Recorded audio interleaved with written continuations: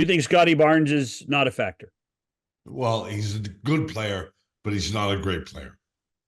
He's not the kind of guy a team can put on. He can put a team on his shoulders and carry them. He's not that good. Not that good.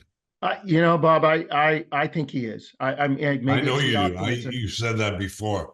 Yeah, Respect that, but I think you're wrong.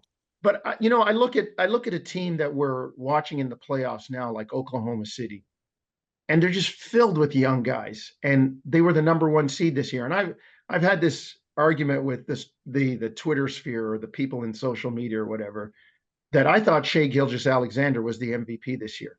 With all due respect to, I might have been. I wouldn't disagree with that. Yep. Yeah, with all due respect to Jokic and what he accomplished, people said, well, Shai averaged 30 last year, and all they did was, maybe more of the credit should go to Chet Holmgren and Jalen Williams.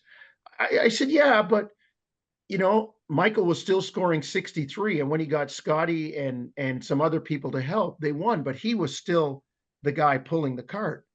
And Oklahoma City's kind of an example. They went from really bad to losing into the play, and I don't think anybody expected to jump to number one this year, but they did it, and that's why I think he should be MVP. Now, I'm not saying Scotty Barnes is Shai Gilgeous-Alexander, because when Shai was drafted in LA, I remember Raptor assistant coach, former Raptor assistant Rex Kalamian telling me, this kid's going to be a star.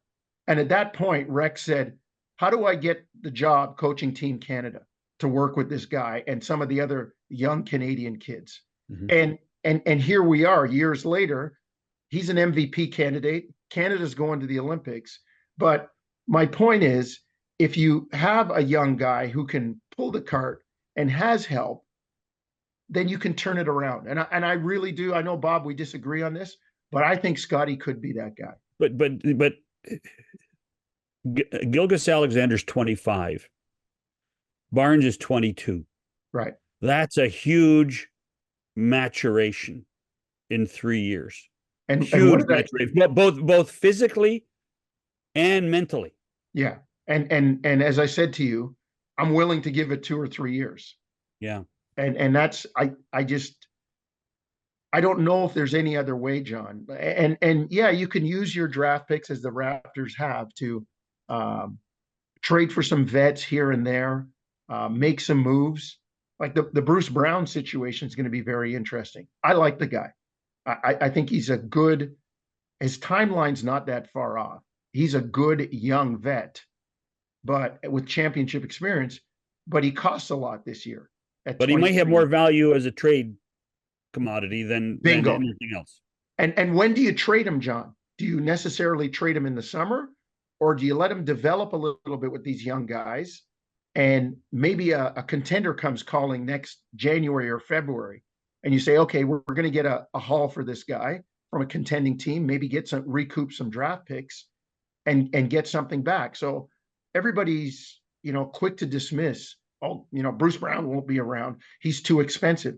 Well, if you're going to spend the money anyway, and then turn it into 2 or 3 players or some draft picks later, what's the difference? So, to our point, though, I just think it's going to be 2 or 3 years. And Scotty may not be Shai right now, but could he be close to that in 2 or 3 years?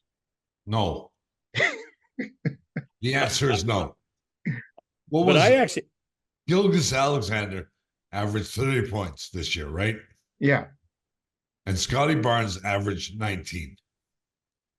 Am I wrong? No, you're right. But Bobcat, I think that's a huge difference. It's a canyon of a difference. And I think the way I would speak to that is, Scotty's they've always said he's more of a magic type than like, he likes to pass the ball. He'll facilitate. He'll get other guys involved. He likes to do more of that. And maybe that's why it's only 19.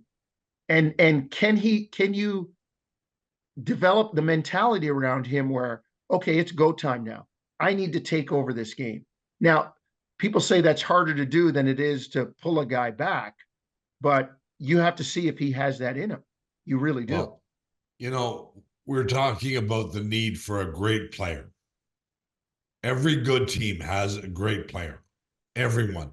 Some have two or three. Right now, the Toronto Raptors have nobody.